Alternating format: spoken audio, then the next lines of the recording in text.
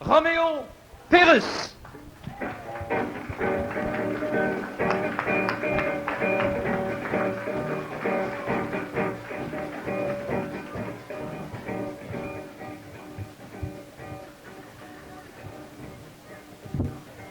Yep. Tarara. C'était un garçon, c'était un franc-luron qui allait par les chemins. Jamais de soucis, il allait dans la vie en chantant ce refrain. Youpi, youpi, youpi, yeah. Youpi, youpi, youpi, yeah. Yeah. Il était heureux, ça se voyait dans ses yeux, qu'il avait d'un joli bleu. Et les environs répétaient sa chanson, un peu sur tous les tons. Youpi, youpi, youpi, yeah. Youpi, youpi, youpi, yeah. Et tout en marchant, un jour, il a croisé une fille, une beauté, et lui dit, veux-tu? Alors, sans hésiter, elle lui a répondu, youpi, youpi, youpi, yeah. Youpi, youpi, youpi, yeah. C'est un vieux curé qui les a mariés dans la stricte intimité. Et si vous passez un jour de leur côté, vous entendrez chanter youpi, youpi, youpi, yeah. Youpi, youpi, youpi, yeah. Psst. Youpi, youpi, youpi, yeah. Youpi, youpi, youpi, yeah.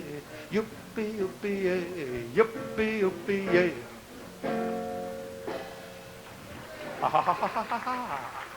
Merci. Merci. Les beaux enfants, vous êtes bien gentils. On vous remercie de vos bons applaudissements. C'est écœurant.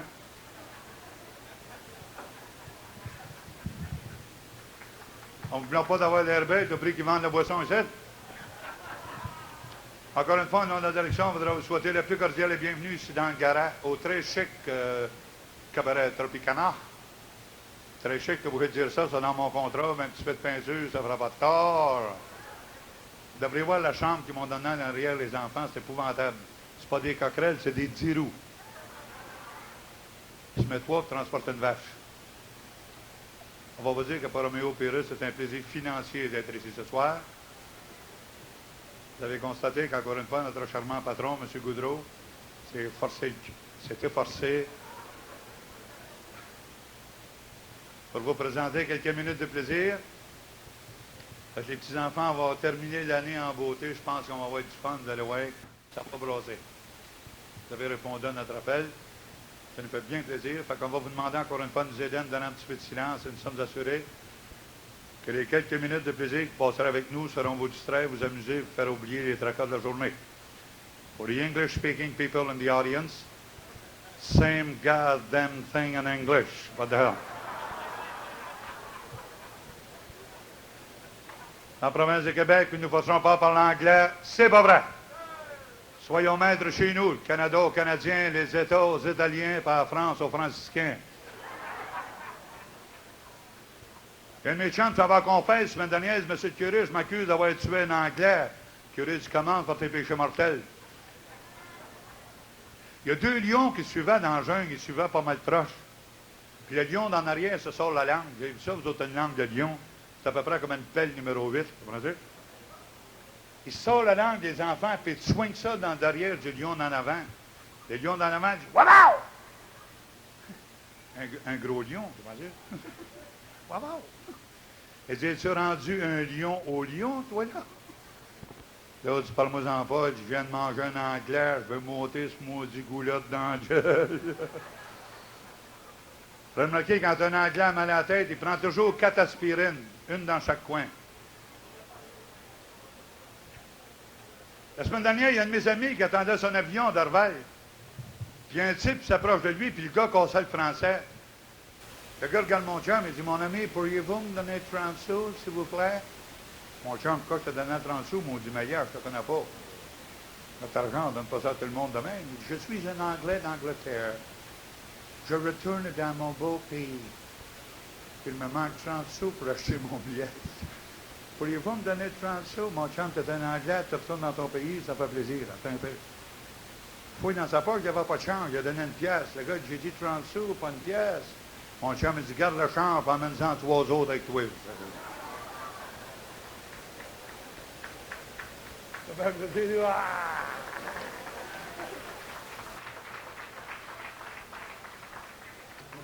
Pour la femme.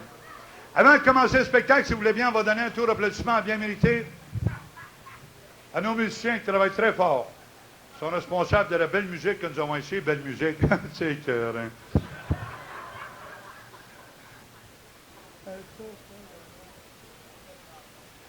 Vous avez remarqué, on a 3 musiciens. Quand il y en a 2, c'est un duo. Si on en a 3, c'est un trio. Quand il y en a 4, c'est un quartet. Voyez-vous, les Four Aces, un quartet. La semaine dernière, je travaillais avec 11 musiciens, un 11 têtes. Super tune, il y a du fun, il n'y a pas grand monde. Quand il y en a 5, c'est un quintet. C'est un quintet, ça fait strictement de la musique de chambre. C'est vrai, je me rappelle de ça quand j'étais jeune, il y avait à peu près 2 mois. Je suis entré dans la chambre de ma mère, puis elle est arrivée, elle dit quintet. Pauvre moment, ça voyait travailler au Tropicana, elle serait bien surprise. Elle s'imagine, je suis à Saint-Luc avec Robert de Montigny pour vendre des chars volés.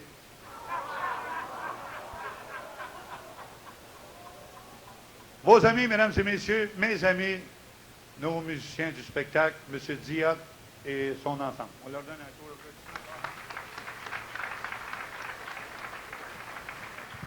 Vous savez, toujours des gens qui expriment le désir de connaître nos musiciens. À la fin de l'année, on va vous les présenter.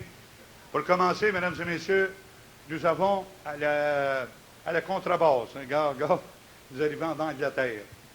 Hey, c'est pas un bateau qui part demain matin de bonne heure. Pas drôle. Le grand Johnny Wood. Ça fait 25 ans qu'il est au pays. Johnny Wood, mesdames et messieurs, c'est un gars qui rit tout le temps. Il a tous des dents en or. Quand c'est dents en or, le soir, il est obligé de se coucher la tête dans le cire. Il va se faire voler. Il y a des bonnes dents, mais il faut qu'il se fasse enlever les gencives. Nous avons dans le centre, mesdames et messieurs, un petit jeune homme de 148 livres, à la guitare, portant les shorts brunes. Il était blanc au commencement de la semaine, il est malade. Excusez. En parlant de shorts, cet après-midi, je suis entré chez Dupuis et Frères, il voulait des sous-vêtements. Il y avait une petite fille derrière le comptoir, il dit, pour vous, monsieur. Il dit, je vais prendre sa paire de shorts. Elle dit, comment ça, sa paire? J'ai jamais entendu parler de ça. Ça nous arrive en paquetage de 2 paires, 4 paires, mais pas sa paire. J'ai dit oui, lundi, mardi, mercredi, jeudi, vendredi, samedi, dimanche. Je change tous les jours, ça m'en prend sa paire. Elle dit, il est propre, le gars me donne sa paire de shorts. Mon guitariste rentre là une demi-heure après, lui. Il dit, moi, je vais prendre 12 paires de shorts. Elle dit, comment ça, 12 paires? Je dis, oui, janvier, février. Nous avons, mesdames et messieurs, la percussion. Un petit gars qui n'est pas gros, mais qui s'entraîne. Frank Barrett. Il vient de terminer un cours de culture physique par correspondance. Il attend ses muscles d'une journée à l'autre. Probablement qu'à son âge, c'est encore la période de la crosse. On y pardonne. Il n'est pas gros, mais il est assez tough. Quand il était jeune, il a déjà voulu tuer son père et sa mère pour aller au pique-nique des orphelins. Faut pas dire qu'il a maigri. Il y a 3 semaines, j'ai envoyé son portrait au Biafra. C'est Biafra qui m'a envoyé du manger. Mesdames et messieurs, on les taquine, mais on les aime bien. On leur donne un bon tour d'applaudissement. C'est Claude Diot et son ensemble. En bas.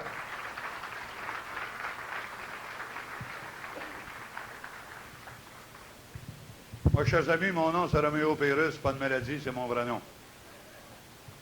Ça prend un petit parent des espoirs de donner un nom de même à un enfant. C'est trop jeune de me défendre. C'est écœurant, les noms qu'ils nous donnaient dans ce temps-là. Vous devez penser à ça, vous autres. C'est un petit gars venu au monde, on l'appelait Joseph. Une petite fille, Marie. Sans savoir si cet enfant-là, plus tard dans la vie, aimerait ça, le nom Joseph ou Marie. Moi, on m'a appelé Joseph Adélard Gabriel Roméo. C'est que Adélard. Hey, petit blanc Richard, ils l'ont appelé Ange Albert. Non, c'est drôle, les noms qu'ils me donnaient. Regardez, la semaine dernière, je travaillais dans un endroit, puis il y a une femme qui s'approche, elle dit, monsieur, c'est l'anniversaire de naissance de mon mari, vous allez lui souhaiter bonne fête au micro, certainement, madame. Comment tu s'appelles, votre mari? Elle dit, Gonzaille à l'air. Gonzaille à l'air. Voyez voir bonne femme qui arrive d'un gros party, puis elle présente son trèfle, vous présente ma Gonzaille à l'air. J'aimerais ça réellement, tout le monde sache mon nom, c'est après le spectacle, je me promène dans la salle. J'aimerais ça qu'on dise, allô Roméo, comment ça va? Viens t'asseoir, prends un drink, ça fait plaisir.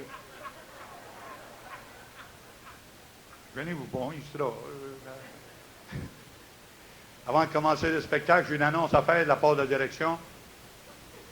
C'est quelqu'un dans la salle qui connaît une femme avocate. Après le spectacle, vous demanderez de me donner son numéro de téléphone. J'ai une grosse affaire à y mettre dans les mains.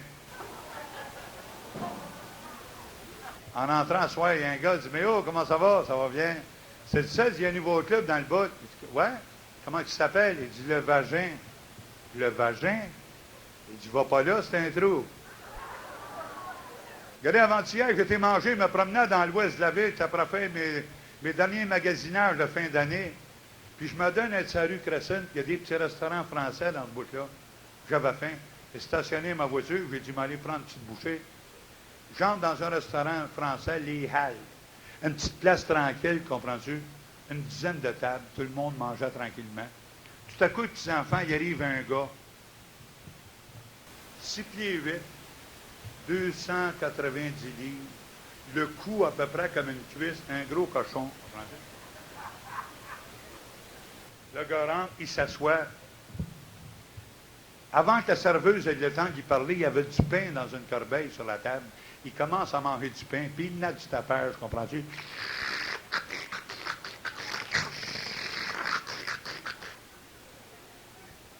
En tout cas, il a demandé un bol de soupe. Il venait assez de tapage en mangeant sa soupe. Il y a 3 couples qui sont levés pour danser. Vous savez, tout à l'heure, on discutait au bar de choses et d'autres, des gros changements qui se sont opérés depuis quelques années, dans pratiquement tous les domaines. Mais vous remarquez, les changements, c'est vrai que tout a changé. Même les petits-enfants ont changé dans leur manière de penser. Moi, je n'ai pas d'enfants, mais j'ai des petits-neveux que j'adore. Puis je discute avec eux autres, puis je m'aperçois que mes petits-neveux, à leur âge, ne pensent plus de la même manière que moi, j'aurais pu penser quand j'avais leur âge. Par exemple, quand j'étais jeune, je n'étais pas plus niaiseux que les autres. J'ai cru au Père Noël jusqu'à 9 ans, 10 ans. Aujourd'hui, un petit enfant, 4 ans et demi, 5 ans, ne croit plus au Père Noël. C'est fini, cette affaire-là. Je me rappelle, moi, quand maman était enceinte, je ne connaissais pas ça. Je demandais à mon père, papa, pourquoi que maman a un gros ventre quand il fait? Papa me disait, c'est parce que maman mangeait trop de patates. Aujourd'hui, les jeunes sont réveillés, demandent à leurs parents quand il y avait marqué sur la poche. Regardez le petit gars de 15 ans qui arrive chez eux, il dit, papa, c'est ma fête aujourd'hui. Son père dit, bonne fête, Pierrot. Il dit, quel âge as-tu? Il dit, 15 ans. Son père dit, 15 ans, t'es assez vieux. À soir, tu vas t'asseoir avec papa, puis on va parler de sexe. Le petit gars, qu'est-ce que tu veux savoir? La bonne mère de famille qui a fait la chambre de sa petite fille, une belle petite fille de 16 ans, moderne, dans le vent, une petite gogo, comme on dit. La bonne femme a trouvé une carotte sous la tête d'oreiller. Et la bonne femme, en voyant la carotte, n'était pas habituée à ça, elle a pogné un acte. Elle n'était pas habituée à ça, la carotte, dans son temps, eux autres.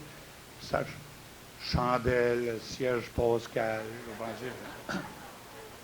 avec de l'huile de Saint-Joseph. Il s'amusait avec ce qu'il pouvait, il n'y avait pas de vibrateur dans ce temps-là. Là, elle dit, m'entends que la petite revienne. La petite est revenue vers 2 heures après. Ça m'a dit, Pierrette, qu'est-ce que c'est ça? La carotte sous ta tête. Elle dit, maman, c'est pas une carotte, c'est mon mari. Ben, sa mère a dit, à partir de tout de suite, t'es veuve. Je viens de mettre ton mari dans le bœuf aux légumes.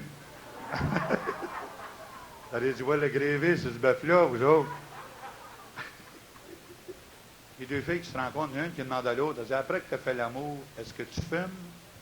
Elle dit, je ne sais pas, je n'ai jamais regardé. Tu vois, si tu sois propre, ça ne pointe pas bien, bien. Les deux gars qui se rencontrent, quand tu as fini de faire l'amour, est-ce que tu parles à ta femme? Elle dit, oui. C'est un téléphone pas loin.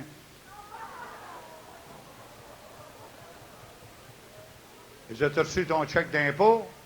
Il dit, non, il a reçu d'une enveloppe. La semaine dernière, j'ai rencontré un de mes amis, un gars de 6 pieds, assis sur un poteau de téléphone, assis sur le bout du poteau. Que tu fais là, maudit Maillard? Assis sur le poteau de téléphone, descends de là. Descends de là. Mais tu travailles pour la compagnie Belle Téléphone. D'aujourd'hui, j'avais 12 poteaux à poser, je les ai posés. Il dit, il m'en reste à un. Et que voir le foreman, j'ai demandé quoi faire avec, il me l'a dit. Connaissez-vous la différence dans un homme avant et après l'amour? Un homme avant l'amour, son sang bout. Après l'amour, son bout de sang. Ouais, je pense que c'est pas assez cochon pour vous autres. Le petit gars après-midi qui était devant la gare Windsor, il y avait 2000 dans ses poches. La police va, mon petit garçon, prend sur le train. Il dit, non, on va prendre le cul, ça fait moins de train. Là, je sais ce que vous voulez. Maudite gang de cochon que vous êtes. On va avoir du fun, je ne dis pas ça, moi non plus. Avoir remarqué aujourd'hui, vous allez à la confesse, donc curé de paroisse, ils sont toujours des petits mouchoirs. Je ne sais pas pourquoi. Je ne sais pas si j'ai mauvaise haleine. Un petit garçon, la semaine dernière, qui rentre à la confesse, puis le curé avec son petit mouchoir. Le curé ouvre le coraux, le curé arrive.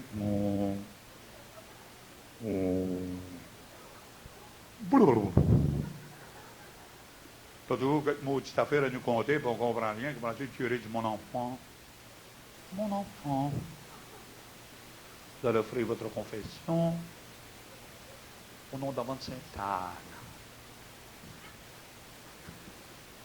Très Sainte Vierge Marie. Vous êtes au péché, mon enfant. Tu gars, t'es dans le trou, l'autre bord, comprends-tu? Tu me dis, c'est le curé. C'est le curé.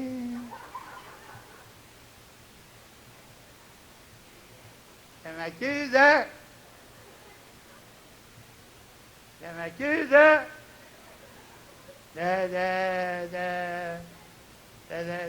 de m'être classé. Youpi! Je m'accuse de m'être classé 2 fois et demi. Curé, qu'est-ce que tu fais là, 2 fois et demi? Vous avez ouvert le carreau trop vite. C'est là que le curé il a dit, tasse-toi, ça tache sur le noir, comment ça? La femme va voir son docteur, elle dit, moi, docteur, j'ai une drôle de maladie. Les seins m'enflent constamment. Docteur, qu'est-ce que vous avez, madame? Elle dit, voyons, les tétons grossissent, calice. Docteur, l'examen, dit, madame? Madame, vous avez une maladie assez rare. Vous avez des seins mexicains. Elle dit, voyons donc, des seins mexicains, ça ne se fait pas, j'ai jamais été au Mexique. Oh, ça veut rien dire, madame. Il dit, moi, j'ai bien une banane en 2 noix de coco, que j'ai jamais été au Congo.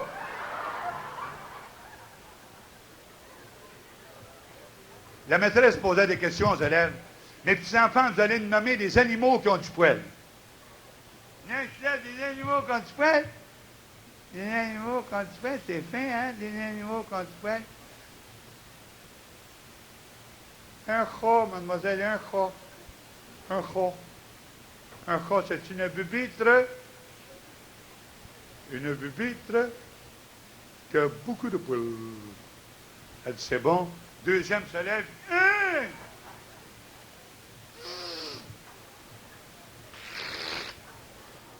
T'avais un mot de rhume. Rien, mademoiselle. Elle dit, as-tu un mouchoir? J'en ai un, ma main ne veut pas, elle le prête. Bien chien, mademoiselle. C'est une bébé qui a une longue queue, qui fait wouf, wouf. Wouf. Qui a beaucoup de poils. C'est bon. Le grand cave de la classe se lève en arrière. Il dit, hey! Il dit, dic. des boules de Noël. Elle dit, voyons donc, des boules de Noël, ça n'a pas de poêle. Il dit, tu vas pas ta semaine, dit à son chum, Noël, m'en dis donc tes boules. Le petit gars, il va voir le Père Noël. Vous savez, c'est le temps des fêtes. Le petit gars va voir le Père. Puis à la place de s'asseoir sur les genoux du Père Noël, il donne un bon coup de pied sur une jambe. Le Père Noël, wow, wow. Qu'est-ce que tu fais là, mon petit Chris? Tu gagnes 15 grossesses pour l'année passée. Il y a un gars qui demande à son chum, qu'est-ce que tu donnes à tes parents pour les fêtes? Je les ai acheté chacun un billet pour le pôle Nord. Tu fais là. Je suis les commandements de l'Église. Honore ton père et ta mère. La femme, dans le temps des fêtes, enceinte, avant Noël, elle attendait un bébé dans quelques jours. Elle demande à son petit garçon de 8 ans, est-ce que c'est que tu demandes au petit Jésus comme cadeau des fêtes? Un petit frère ou une petite sœur? Il dit à sa mère, ça te fait pas trop de cul, m'en prendre un bicycle.